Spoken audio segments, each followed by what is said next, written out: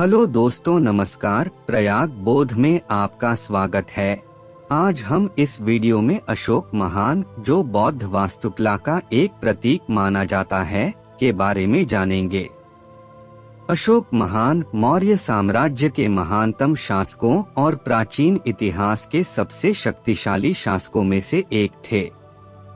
उनका शासन 273 ईसा पूर्व से 232 ईसा पूर्व तक विद्यमान था और इसे भारत के इतिहास में सबसे समृद्ध काल में से एक माना जाता था। उनका जन्म मौर्य राजा बिंदुसार और देवी धर्मा के घर हुआ था। वे चंद्रगुप्त मौर्य के पौत्र थे।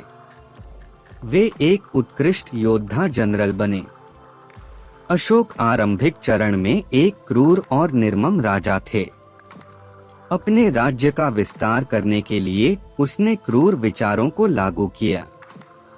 265 ईसा पूर्व में उनके कलिंग में युद्ध में विजय प्राप्त की और अत्यधिक रक्तपात देखने के बाद उनका हृदय परिवर्तन हो गया था।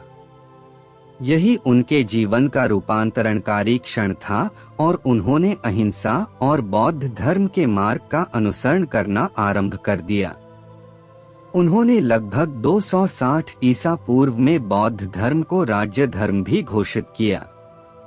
उन्होंने बौद्ध धर्म की 10 धार्मिक नीतियों का पालन किया। अशोक ने इस धर्म का प्रचार करना आरंभ कर दिया और उन्होंने 14 राजाज्ञाओं के माध्यम से दर्शन लिखा, जो संपूर्ण साम्राज्य में फैला। ये सम्राट अशोक की राजाज्ञाओं के नाम से जाने जाते थे। 232 ईसा पूर्व में अशोक का निधन हुआ। अशोक ने बौद्ध अनुयायियों के लिए हजारों स्तूपों और विहारों का निर्माण भी किया। उनके स्तूपों में से एक महान सांची स्तूप 1989 में यूनेस्को द्वारा विश्व धरोहर स्थल के रूप में चिन्हित हुआ था।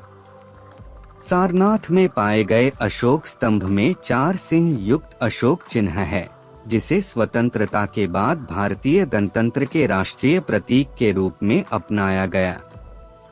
धन्यवाद।